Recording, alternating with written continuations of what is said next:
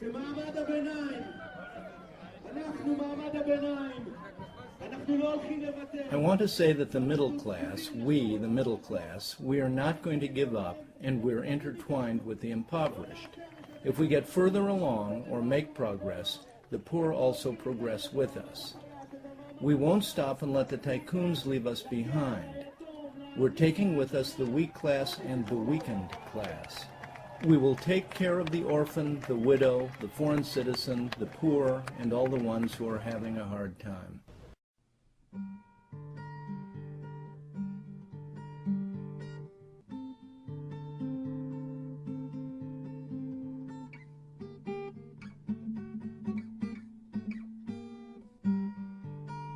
During the summer of 2011, hundreds of thousands of Israelis hit the streets in protest.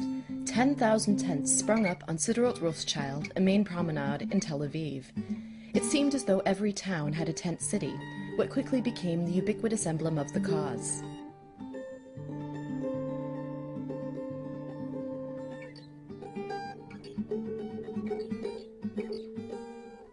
The price of rent had gone up astronomically in the cities, leaving people no choice but to commute. But the price of gas was nearly unaffordable as well. Even the staple of the Israeli diet, cottage cheese, something once considered the food of the masses, was an expensive and rare treat. College students, many fresh out of the army, were finding it nearly impossible to afford school. Between tuition, food, and rent, something had to give. Some chose not to go to college and dive into the workforce right away. Leaving the country, something highly stigmatized, was becoming a valid option for many young adults seeking employment opportunities. Others chose to attend school in zones of intense conflict. The rocket and mortar fire were a compromise they were willing to make for an affordable education.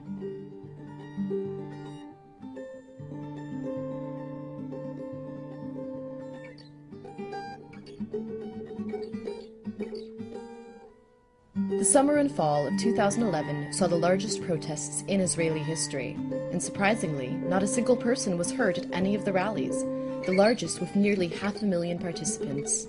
However, the news coverage of this historic time was largely limited to Israeli news outlets. The rallies were overshadowed in the international arena by the violent revolutions occurring all around Israel. Many young Israelis wondered whether their neighbors were, in fact, more effective at bringing about change because of the violence. Many started to feel that no major social reforms could come to fruition until Israeli citizens died. Not just a few, but enough to shake the government out of its coma. This morbid maxim was uttered by hawks, doves, and anarchists alike. Although the theme of hope was ever apparent in the protest activities, it was tinged with the fatalistic notion that if this didn't accomplish the social and economic reforms that the protesters set out to accomplish, there was no realistic dream for a better future in Israel. The rally symbolized the last bastion of hope among the Israeli youth.